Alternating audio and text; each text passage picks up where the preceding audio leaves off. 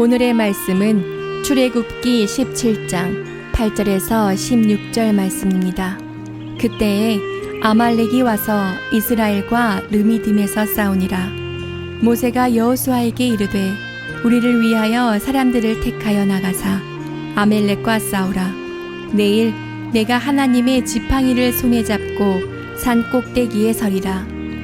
여호수아가 모세의 말대로 행하여 아말렉과 싸우고 모세와 아론과 훌은 산 꼭대기에 올라가서 모세가 손을 들면 이스라엘이 이기고 손을 내리면 아말렉이 이기더니 모세의 발이 피곤하매 그들이 돌을 가져다가 모세의 아래에 놓아 그가 그 위에 앉게 하고 아론과 훌이 한 사람은 이쪽에서 한 사람은 저쪽에서 모세의 손을 붙들어 올렸더니 그 손이 해가 지도록 내려오지 아니한지라.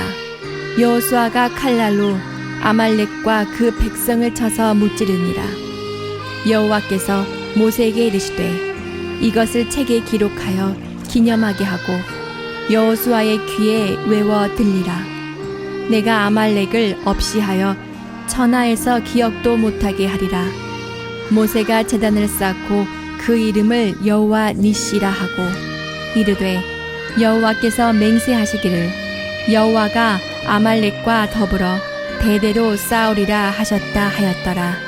아멘. 오늘 성경 줄거리는 이스라엘 백성들이 출애굽을 하고 첫 번째 전쟁을 경험하는 이야기입니다.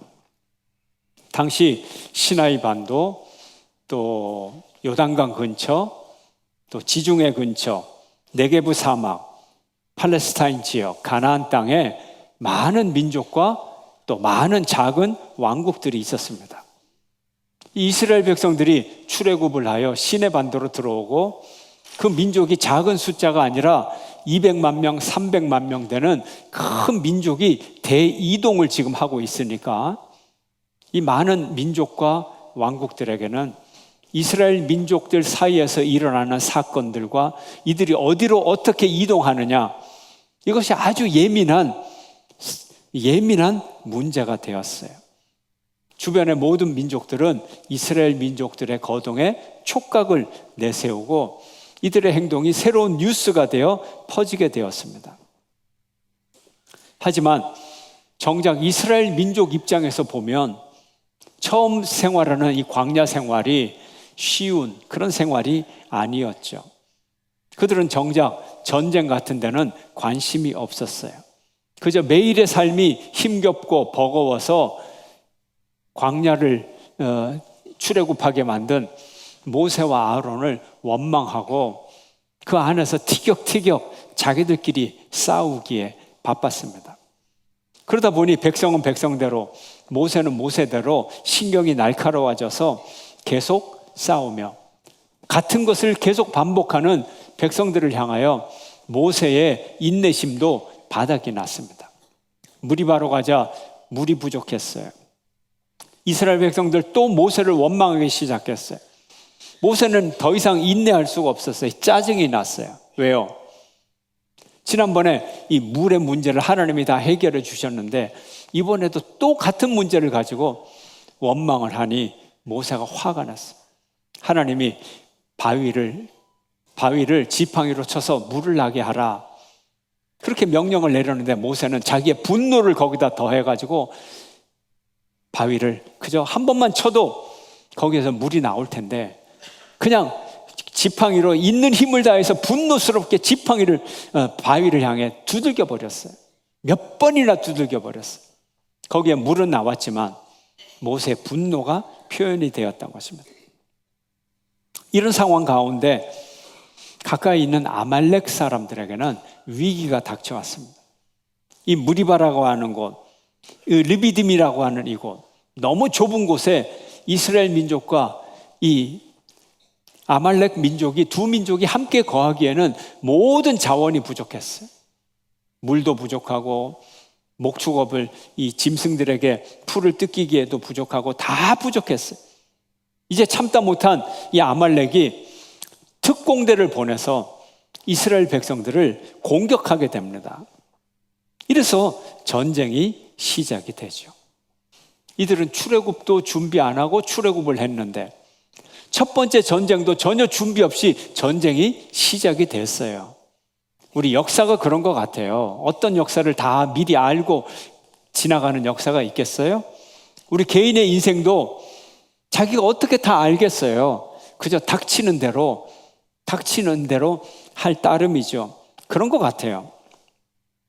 하나님이 그저 불평불만하고 원망하고 자기들끼리 싸우는 이 백성들을 징벌하기 위해서 또 정신 똑바로 차리라고 아마 아말렉을 쳐들어오게 한 것 같아요. 예. 그래야 이 외부의 세력이 이 침략이 있으면 내부적으로 혹시 단결될 줄 알아요? 하나님이 아마 그런 의도를 가졌던 것 같습니다. 이스라엘 백성들은 이런 사건을 통해서 이 고통을 통해서 하나님의 뜻을 더 깊이 알게 되죠. 모세가 여호수아에게 말합니다. 장정들을 뽑아서 아말렉과 싸우러 나가시오. 나는 내일 손에 지팡이를 들고 산 꼭대기로 올라가겠소. 이런 말을 합니다. 모세가 이 말을 하자 여호수아는 모세의 말대로 아말렉과 싸우기 위하여 장정들을 뽑아서 이제 전쟁터에 나갔습니다. 모세는 무엇을 했나요? 약속대로 산을 올라갔죠. 산 꼭대기에 올라가서 여호수아가 전쟁하는 모습을 바라보았어요. 자, 그러면 그저 바라만 보고 있었습니까? 아니죠. 바라보며 뭘 했나요? 기도를 했습니다. 기도를. 그런데 기도하면서 손을 올리고 기도를 하는데 한참 기도하다 보면 힘이 없어서 손이 자꾸 내려오는 거예요. 또 손을 올려서 기도하다 보면 또 손이 내려오고 이게 반복이 됩니다. 왜요? 나이가 80세인 노령의 모세가 혼자 그렇게 팔을 올리고 기도할 수가 없는 거죠. 그런데 모세가 기도하는 중에 이상한 거를 발견했어요. 자기가 힘을 내서 손을 올리고 기도를 하면 여호수아 군대가 이기고 자기도 모르게 손이 내려오면 어느 틈에 여호수아 군대가 지고 있는 거예요. 아말렉이 이기고 있는 거예요. 상관관계를 발견을 했습니다. 큰일이 났어요. 손 올리고 기도를 하고 싶은데 이제 힘이 없는 거예요. 옆에서 함께 기도하던 아론과 훌이 지혜를 짜냅니다. 이렇게 하자. 돌을 가져다가 모세에게 주어서 의자처럼 앉게 하고 양쪽에 한 명씩 서서 모세의 팔을 붙들고 이제 기도를 하게 하는 거예요. 그랬더니 모세의 팔이 하루 종일 저녁까지 안 내려오고 하루 종일 전쟁에서 여호수아가 승리를 했다는 얘기예요. 이것이 첫 번째 전쟁의 승리 스토리인 것입니다. 그때 주님은 모세에게 말합니다. 이 사실을 역사책에 기록하여 기억하라. 그리고 아말렉을 진멸하여서 아말렉의 이름은 기억하지 못하도록 하라. 모세는 이곳의 이름을 여호와 니시라고 불렀어요. 니시라고 하는 것은 깃발, 여호와는 나의 깃발이다. 깃발이라고 하는 것은 소유권, 정복했다는 표시, 소속을 나타내는 것입니다. 주님이 나의 승리다. 주님이 나를 이곳까지 차지하게 하셨다. 주님께서 나를 위하여 싸우시고 이기셨다. 이런 의미를 담고 있는 거죠. 이렇게 이스라엘 백성들은 첫 번째 전쟁을 승리하게 됩니다. 그 의미가 무엇일까요? 오늘 이 첫 번째 전쟁에서 어떻게 승리했는가를 알 때 이제 두 번째 전쟁, 세 번째 전쟁에서도 계속 승리할 수가 있는 것입니다. 그 이유 두 가지 방법이 있습니다. 첫 번째 방법은 무기를 들고 싸우는 것입니다. 무기를 들고 싸우는 것. 용감한 군인이 있고 군인이 앞장서서 나가서 싸울 때 전쟁에서 이길 수가 있는 것입니다. 그거 당연한 거 아니에요? 그러나 여기에 중요한 의미가 들어 있습니다. 9절 말씀 함께 읽겠습니다. 시작. 모세가 여호수아에게 이르되 우리를 위하여 사람을 택하여 나가서 아말렉과 싸우라. 내가 내일 하나님의 지팡이를 손에 잡고 산 꼭대기에 서리라. 아멘. 여호수아가 성경책에 처음 등장하죠. 그 이름이. 아말렉과의 첫 번째 전쟁에서 첫 번째 사령관이 되고 첫 번째 승리한 장군이 되는 거예요. 열심히 싸웠어요. 이런 장군이 있어야 되는 거예요. 지도자의 자질, 한꺼번에 하루아침에 이 자질이 이루어지는 것이 아니고요. 단련하고 훈련하고 교육해야, 경험해야 훌륭한 자질이 만들어지는 것입니다. 이걸 가리켜서 자연적 은혜다, 자연적 은혜다라고 말할 수 있어요. 젊은 군인이 용감히 나가서 싸운다, 그래야 전쟁에 승리한다. 이것이 자연적 은혜예요. 자연적 은혜. 오늘날의 사람들은 자연주의다 이렇게 얘기를 하면 하나님은 완전히 동떨어진 아주 독립적인 물질 세계, 이걸 자연주의라 그래요, 요즘은. 그러나 이거 잘못된 용어예요. 원래 자연 그러면 하나님과 독립된 자연이 아니라 원래 자연 그러면 기독교적으로 하나님의 창조물을 자연이라고 하는 거예요. 그래서 자연이라고 부르는 순간 하나님과 떨어진 자연이 아니라 자연 그러면 하나님이 만드신 자연이구나. 이렇게 유럽의 전통 속에서 자연이란 단어는 신학적인 단어예요. 아주 신학적인 단어예요. 그래서 유럽에서 자연법이다 이렇게 얘기를 할 때 이 자연법은 기독교적인 기원이 있는 자연법. 그래서 하나님의 창조 법칙이 자연법이에요. 자연 그러면 하나님의 창조물을 의미합니다. 자연 법칙 그러면 하나님의 창조 질서를 의미하는 거예요. 그래서 세상은 자연은 자연 법칙대로 돌아가는구나 이렇게 얘기하면 그저 저절로 자연 법칙이 돌아간다는 의미가 아니고 하나님이 그렇게 돌아가도록 창조하셨고 그 질서를 자연에게 부여했다, 이런 신앙적인 의미, 신학적인 의미가 들어있는 거예요. 여러분 주위에 철학자들 있으면, 철학을 공부하는 사람들한테 있으면 이거 한번 질문해 보세요. 이거 모르면 가짜입니다, 그 사람. 이건 근본적인 철학 용어예요. 그래서 우리 기독교에서는 자연보호를 하자 할 때 뭐라고 표현을 합니까? 창조 질서를 보존하자 이렇게 얘기를 하는 거예요. 그래서 자연스럽다는 말이 뭐예요? 자연스럽다는 말이 자연을 창조한 하나님의 뜻에 부합한다, 이런 말이 자연스럽다는 거예요. 옷을 입고 자연스러워? 글쎄, 하나님이 이렇게 만드셨는데 거기에 부합하는 옷인가? 예, 그런 의미를 갖고 있어요. 그럼 우리의 몸을 한번 보세요. 몸. 우리의 몸이 어떤 것이 자연스러운가요?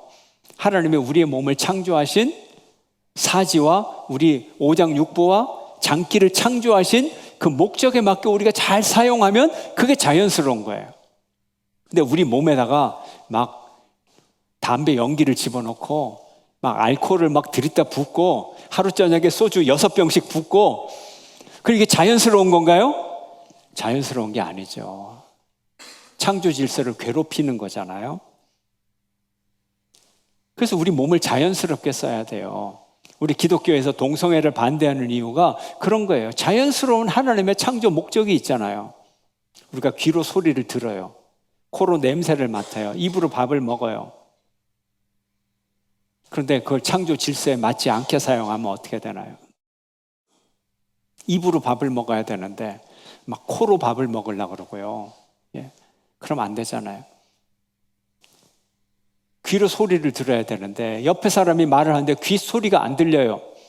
그래서 옆에 사람에게 무슨 말인데? 그 귀를 기울여야 되는데 코를 들이대면서 무슨 말인데? 그러면 기겁을 하고 옆 사람이 도망가겠죠. 목적에 맞게 사용을 해야 되는 거예요. 이게 자연스러운 거예요. 우리 자연을 통한 하나님의 은혜인 거예요. 입시생이 뭘 해야 될까요? 입시 공부를 열심히 해야죠. 지혜와 지식을 쌓아야 입시에 성공하죠. 이게 자연스러운 거예요. 자연 법칙이에요. 한 사람이 건강에 신경을 써서 음식도 잘 조절을 하고 운동도 열심히 했어요. 이분의 건강이 어떻게 될까요? 좋아지겠죠. 좋아지겠죠. 자연스러운 거예요. 자기 육체를 마구 거칠게 사용하는 사람 건강을 잃습니다. 자연스러운 거예요. 하나님의 전쟁에서 승리를 하려면 이 자연 법칙을 지켜야 되는 거예요.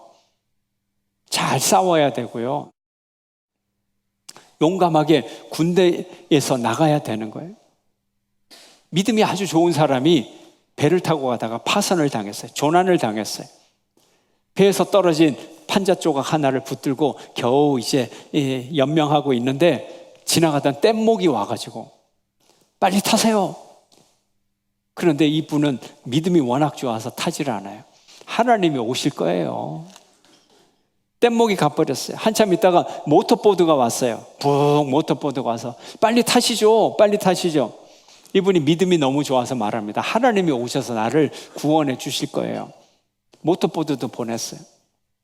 조금 있다가 해경에서 보낸 구명정이 왔어요. 빨리 타세요. 아닙니다. 하나님이 오실 거예요. 이분이 이러다가 하나님을 기다리다가 바다에서 죽었어요. 하나님 앞에 가서 하나님 앞에 따집니다. 하나님, 내가 그렇게 기다리는데 왜 안 오셨어요?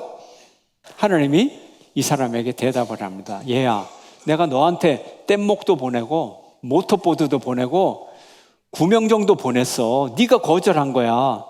이게 자연적 은혜라는 거예요. 하나님은 자연 법칙을 통하여서 우리에게 은혜를 베풀어 주시고 계시는 거예요. 성경은 출애굽할 때 홍해 바다가 갈라진 걸 과학적으로 설명을 합니다. 모세가 바다 위로 손을 내밀자 밤새도록 바람이 불어왔어요. 그 팔에서 기가 나와서 장풍이 나와가지고 바닷물을 쫙 가른 게 아니고요. 자연 법칙에 의해서 홍해 바다가 갈라진 거예요. 어떻게?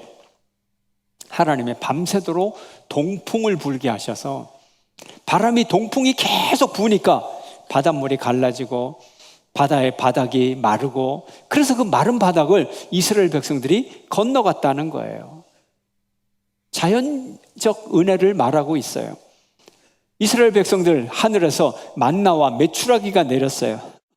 메추라기를 내려주실 때 하나님이 과학적으로 설명을 합니다. 여러분, 하늘나라에서 메추라기가 떨어진 게 아니에요. 이스라엘은 어디에 있어요? 지금 광야는 어디에 있습니까? 시내 반도, 아시아 땅과 아시아 큰 대륙과 아프리카 대륙이 만나는 곳이에요. 근데 거기는 아주 길이 좁아요. 시나이 반도예요. 그 시내 반도를 통하여서 1년에도 수천만 마리의 철새가 이동을 합니다. 그러면 이 새들이 어디로 이동을 할까요? 바닷가로, 먹을 게 있는 바닷가로 이동을 할까요? 사막으로 이동을 할까요? 사막에는 새가 한 마리도 없어요. 바닷가에만 있어요. 글로 다 지나가요. 그래서 하나님이 바다에서 바람을 육지 쪽으로 강하게 부는 거예요. 그러니까 하늘을 날던 새들이 그냥 다 사막으로 와서 거기서 불시착 다 추락을 해버리는 거예요. 그래서 이스라엘 백성들이 40년 동안을 이 새들을 먹을 수가 있었던 거예요. 하나님이 자연적 은혜를 주신 거예요. 이 은혜가 없이는 우리가 살아갈 수가 없어요. 전쟁을 할 때도 우리가 지혜를 짜내고 지식을 짜내고 국가의 이 군대를 잘 키우고 그래야 그 나라가 지켜지는 거예요. 이게 자연적 은혜예요. 여러분들이 무엇이든 잘하려면 투자를 하고 노력을 하고 애쓰고 훈련을 받고 그때 하나님의 은혜가 임하는 거예요. 첫 번째, 전쟁에서 승리하는 방법. 두 번째, 하나님께 기도하는 것. 기도하는 것은 하나님의 초자연적인 은혜를 기도하는 거예요. 첫 번째는 뭐 한다고요? 전쟁에서 나가서 싸우는 것, 자연적 은혜. 두 번째는 기도, 초자연적 은혜, 초월적 은혜. 이 두 가지 은혜가 합해질 때 하나님의 진정한 능력이 나타나는 거죠. 모세, 이집트에서 왕자로 자랐어요. 최고의 교육을 받았어요. 군사의 전략 전술을 다 배웠어요. 전쟁의 기술까지 배운 사람이에요. 그런데 그가 전쟁이 터지니까 어떻게 해요? 여호수아 보고 싸우라고 그러고 자기는 어디로 올라가요? 산꼭대기로 올라갑니다. 여호수아는 전쟁시키고 자기는 도망친 건가요? 그게 아니라는 거죠. 그게 아니라는 거예요. 전술 전략을 모두 아는 모세가 그런 행동을 했다면 이것은 가장 어려운 일, 더 중요한 일, 더 근본적인 일을 그가 감당했다는 거예요. 자연적 은혜를 가지고 싸우는 것도 중요하지만 하나님 앞에 초자연적인 은혜를 갈구하는 것, 이것이 더 중요한 신앙적 사명이라는 거예요. 그래서 모세가 병사들을 향하여 당신들 열심히 나가서 승리하면 전리품 중에서 반을 떼어주겠소, 뭐 이런, 아니면 이런 작전을 쓰시오, 이런 식의 말을 단 한마디도 하지 않았어요. 그는 하나님께 기도하겠다 한마디를 했던 것입니다. 지도자 모세는 그들을 위하여 기도했습니다. 이스라엘 백성들 갑자기 닥친 전쟁에서 훈련할 시간도 없었고 훈련도 받지 못했고 전투 경험도 전혀 없었고 무기도 없었고 갑옷도 없었고 군대 체계도 없었고 마차도 없었고 말도 없었고 아무것도 없었어요. 아무것도 없었어요. 이렇게 전쟁을 시작합니다. 여러분, 이길 수 있을까요? 이길 수 없죠. 모세, 군사훈련을 받은 사람이잖아요. 그의 눈에 보이는 이스라엘 백성들 전쟁에서 이길 수 있을까요? 우리가 성경을 읽으면서 위대한 지도자들을 생각하며 가지는 선입견이 있어요. 선입견이 있어요. 이 사람들은 오직 하나님을 믿음으로 말미암아 뭔가 맛이 조금 간 사람들, 눈동자는 풀려 있고 오로지 믿습니다, 뭐 이런 사람들로 착각을 하고 있어요. 절대 그렇지 않아요. 모세가 얼마나 이성적인 사람이에요. 여호수아가 얼마나 이성적인 사람입니까? 이들의 눈에 전쟁의 전망이 어떻게 보였을까? 과연 이 전쟁이 이길 수 있는 전쟁이었을까? 인간의 한계를 부딪혔을 때 우리가 기대해야 될 것이 어디 있을까?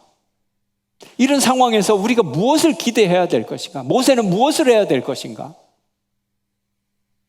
자명한 거예요. 자명한 거예요. 이런 상황 속에서 그들이 할 수 있는 일이 무엇일까? 모세는 하나님의 도우심과 하나님의 자비를 부탁했던 것이에요.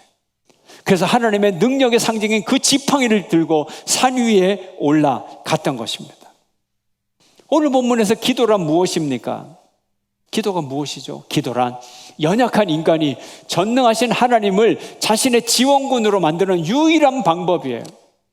기도는 또 현실의 리모트 컨트롤이 아니에요.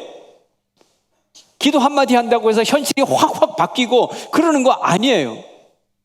모세 팔만 들면 여호수아가 이겼다고 하는데 이 팔 때문에 여호수아가 이긴 게 아니에요. 기도는 마술 지팡이가 아니에요.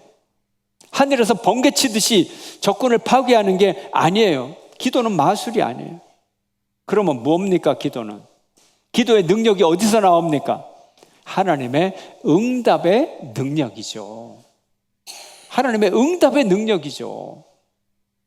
하나님을 내 편으로 만들고 응답하게 만드는 것, 이것이 진실한 기도입니다. 기도 자체가 아니라 기도를 응답하시는 하나님의 능력, 이걸 우리 편으로 끌어와야 되는 거예요. 이것이 기도는 믿음의 고백이고 진실된 고백이고 결단인 것이죠. 그리고 하나님이 일하시도록, 기도는 하나님이 일하시도록 하나님을 우리의 상황 가운데 초청하는 거예요. 하나님 오세요. 하나님 오시옵소서. 내 삶에 오시옵소서. 이 역사적 상황에 오셔서 하나님 친히 일하여 주시옵소서.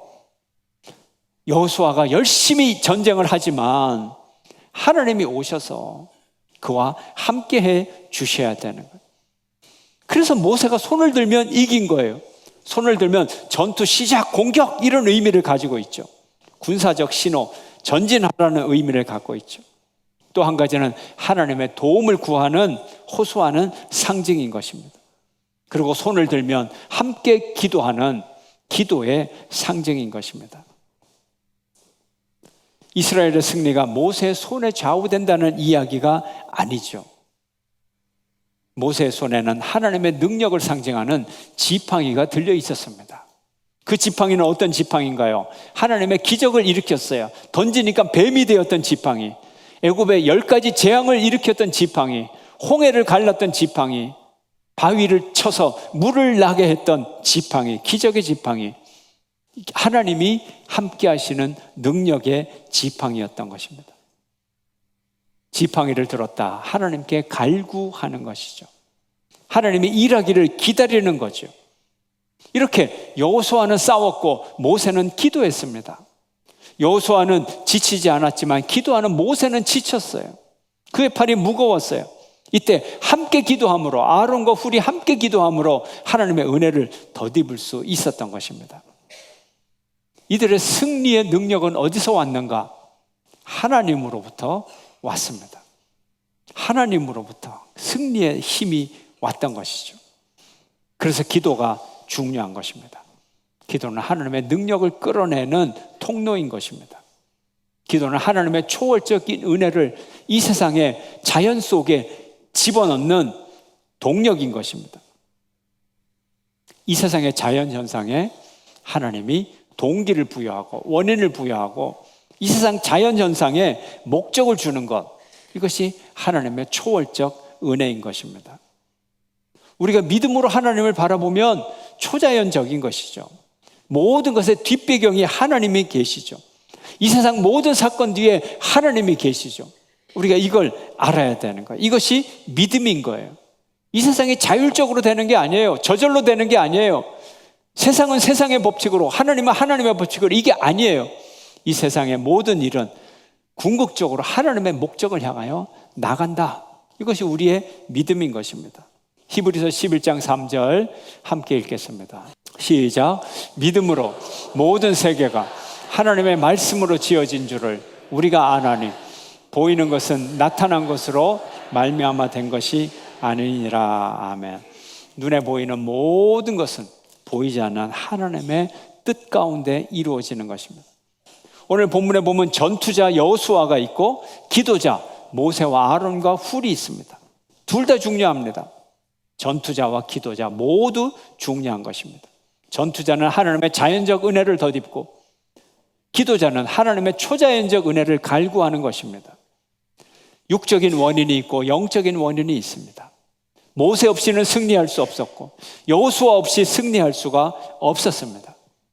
육적인 전투와 영적인 전투는 따로 있는 것이 아니고 언제나 동시에 일어나는 하나의 사건인 것입니다. 합심하여 드리는 중보기도의 힘이 진정한 전투의 능력인 것입니다. 하나로 뭉쳐서 기도하고 하나님께 매달리는 것, 진정 하나가 되는 것, 이것이 영적인 전투를 하는 모든 공동체의 팀워크인 것입니다. 이 팀워크가 있어야 전쟁에서 이길 수가 있는 것입니다. 앞에서 나가는 싸우는 전투자는 내 뒤에 기도자가 있다고 하는 든든한 백그라운드가 있을 때 용기 있게 싸워 이길 수가 있는 것입니다. 아말렉과의 전쟁과 기도의 협력 모델인 것이에요. 협력 모델, 협업 모델인 거예요. 모세와 아론, 훌, 산 위에서 기도로 싸우고 여호수아는 이 기도를 힘입어서 앞에 전선에서 칼날로 싸우는 협력하여 승리한 중요한 모델이 되었던 것입니다. 성도 여러분, 앞으로 우리의 전쟁을 어떻게 싸울 거예요? 바로 이런 모델, 싸움의 모델과 싸움과 기도, 이 두 가지 협력하여서 선을 이루고 승리하는 이 모델을 가지고 살아가는 여러분 되시기를 축원합니다. 하나님이 은혜를 베푸시는 두 가지 방법, 자연적 은혜와 초자연적 은혜, 이 둘이 합력하여 여러분의 모든 삶을 승리로 이끌기를 주의 이름으로 축원합니다.